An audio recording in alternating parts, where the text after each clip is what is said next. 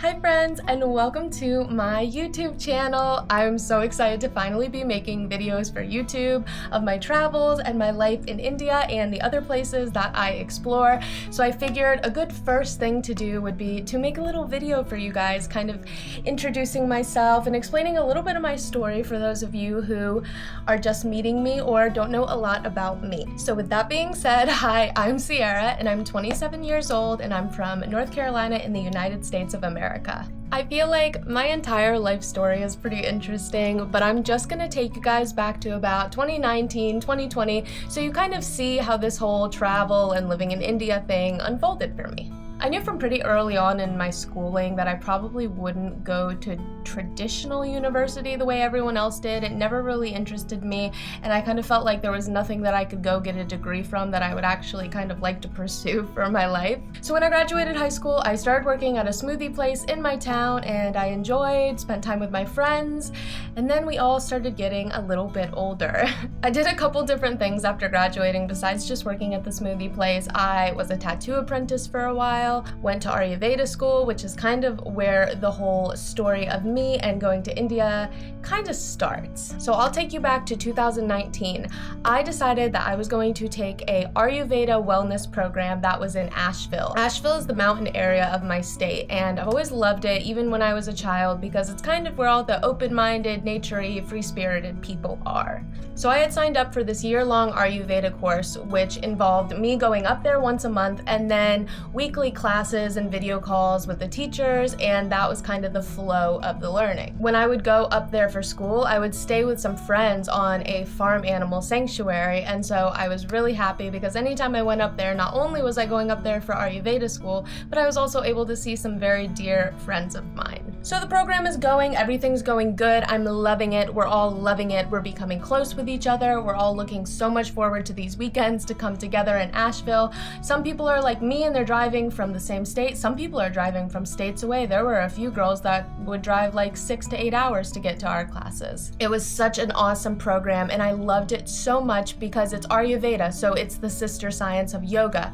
So it was so cool for me because I have always been very interested in Eastern philosophy, Buddhism, Hinduism. I started feeling myself be very drawn to those things when I was pretty young, about maybe 15, 16, and my spirituality has kind of always gone more in that direction. So I really enjoyed the Aruveda school because it kind of combined wellness, which is something I was passionate about at the time, and also the Eastern philosophy that I had always found myself being interested in and drawn towards.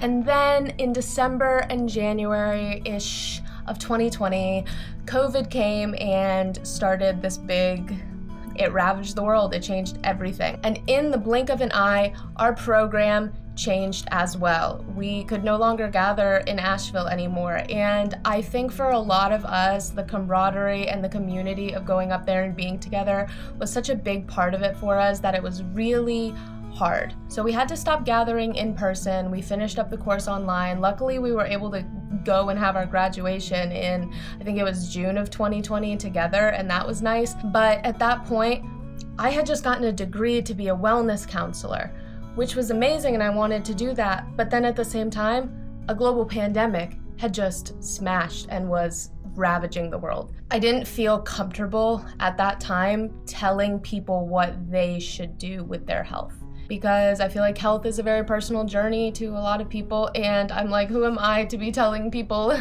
holistic advice during this crazy time? So needless to say, I didn't end up doing anything with my Ayurveda certificate. I gave a few sessions to people over the years, but I never ended up really establishing or doing anything with that. COVID came, life was different. Then we move into 2021.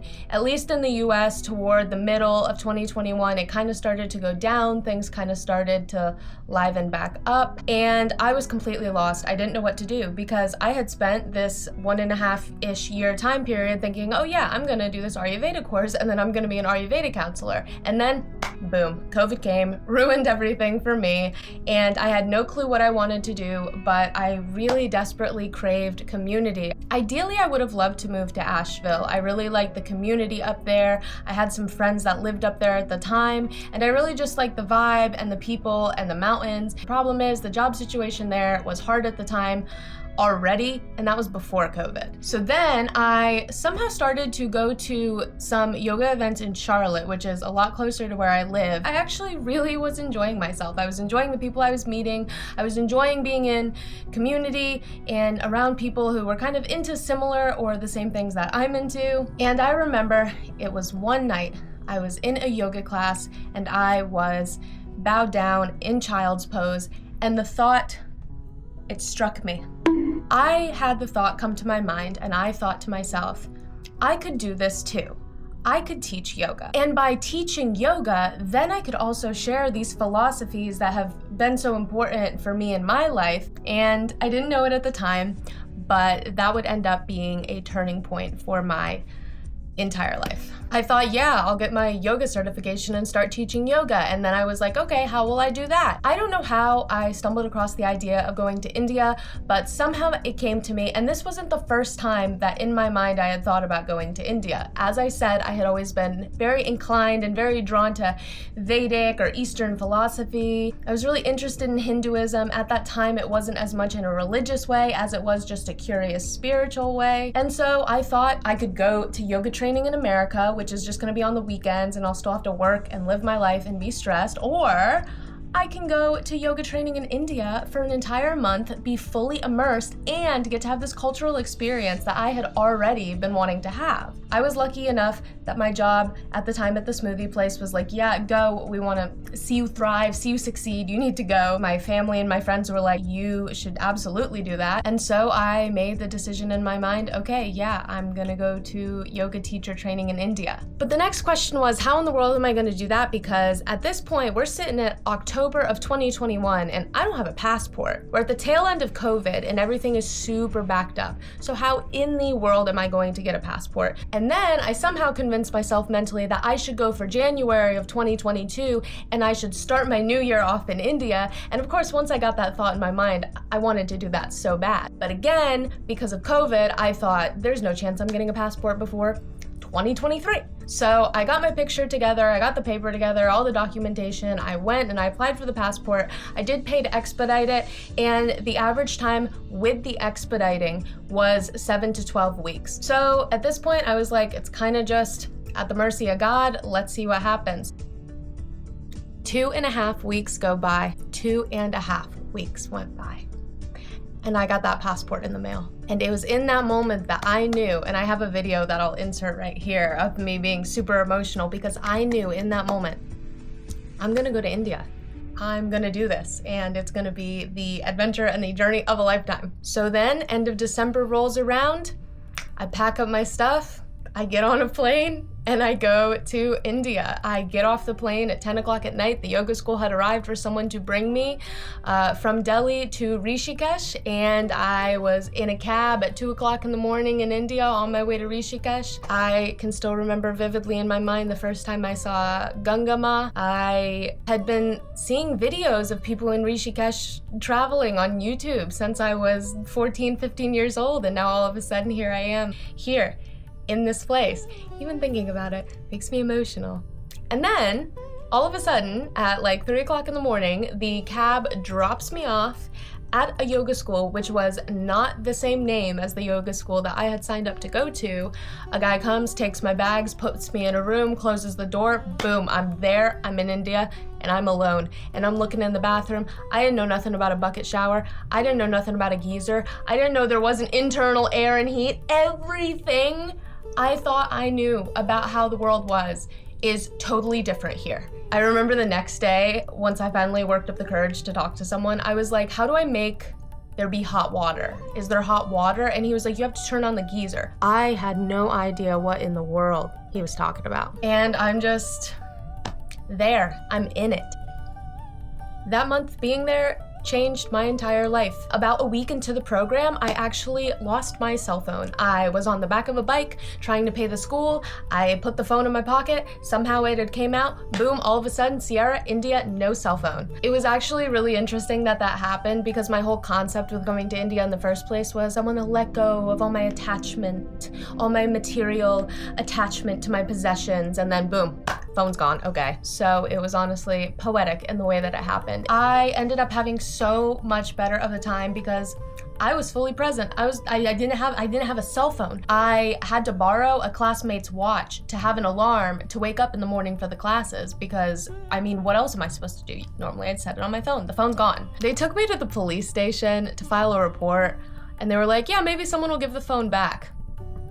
I'm like, there's no way that this phone is coming back. While we're standing here at the police station, I guarantee the phone is already being sold for parts 10 minutes down the road. So I didn't have a phone, but it ended up being okay. Honestly, I think that my family and everyone else was more worried about me than I actually ended up being. I ended up being fine. I ended up being better than fine. I ended up being great. I got so close with some of the people in my 200-hour batch. I absolutely loved being in India. I loved the yoga school. Everything about it was just chef's kiss. It was so good for me. And then as we wrapped up, it was time for me to head back to the United States and the journey was supposed to be over. I thought that I was gonna be so happy to get back to the US. I was so excited to use my washer and dryer, to have my endless hot water shower, to have all my conveniences of like even just going to like a Walmart or like a superstore, the things that I didn't have, you know, in Rishikesh. And I got back here and the reality was very different from that. I was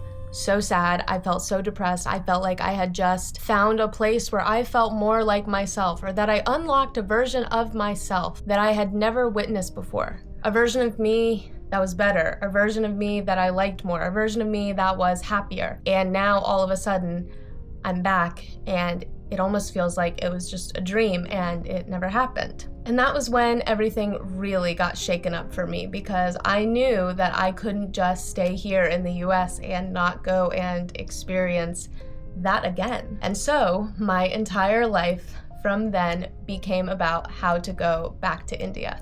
In September of that year, I ended up going to India for 3 months. Me and one of my best friends from the 200-hour course did our 300-hour course. And I stayed in India for 3 months. I went and visited some of my friends from my first course in their hometown. I spent more time in Rishikesh. I was completely in love with this place and I wanted to be there forever. And so then when I went back home in November of that year, what did I do? I saved up money and a few months later, I went back to India again. Then I came home and I saved up money and then I went back to India again and again and again. So you see what's happening? Another thing that's happened to me in India is I have a boyfriend over there. I'll give you more on that story in a different video. So from that point, I was in a routine. I would save up money in America, work, be with my family, and save up money to go spend time in India. And then once I had enough, I would go for 2 to 3 months and be in India. And I loved it so much. And that's what I've been doing the past few years.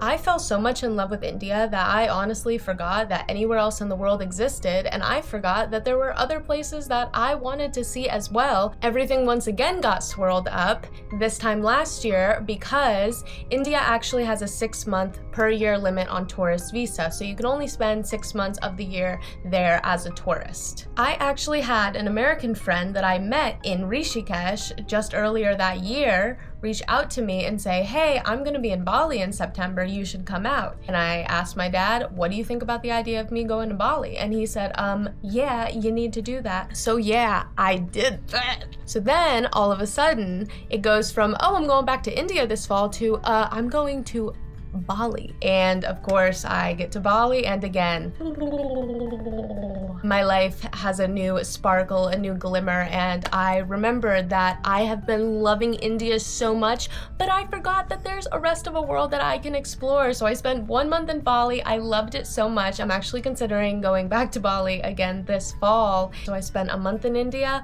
a month in Bali, and then another month in India, and I absolutely fell in love with the concept of, oh my God, there's other places in the world that I can even go to besides just India. And so then in March of this year, I decided actually I'm gonna take a little India break in March and go to Sri Lanka. And so that's how I ended up in Sri Lanka this March, which was completely unexpected, by the way. And so that is how we are where we are now. We are sitting here in the summer of 2025. I have been to India a dozen times. I went to Bali one time. I went to Sri Lanka one time. And this fall, I think I want to go somewhere else again. again. I'm kind of debating going to Thailand, but I'm a little scared because Thailand's kind of big and there's boats and all these things you gotta do to get to some of the places.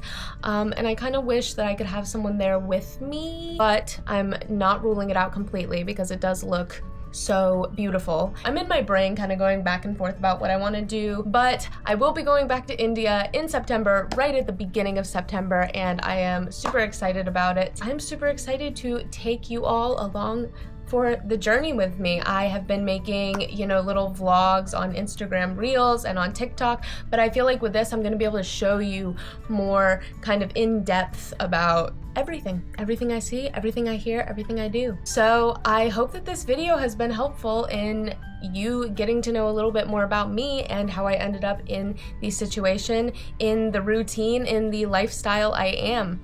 When I come back to America, I work really hard. I pick up a job or two or sometimes three. I'm always doing a few different things to try to earn money and save some money so that way when I go back across the seas, I can enjoy and live. This fall, I'm excited to record some really cool content for you guys here on YouTube. If you made it to this point, thank you so much. I appreciate you taking the time to hear me ramble about the past few years of my life and how I got to where I am now. If you like what you see and you want to see some cool India and maybe Thailand or Bali content in the fall, go ahead and hit that subscribe button, leave a like, leave a comment. My Instagram is also down there. I'll put it in the bio if you want to follow me over there. Thank you for watching and I will see you guys again soon. Ram Ram.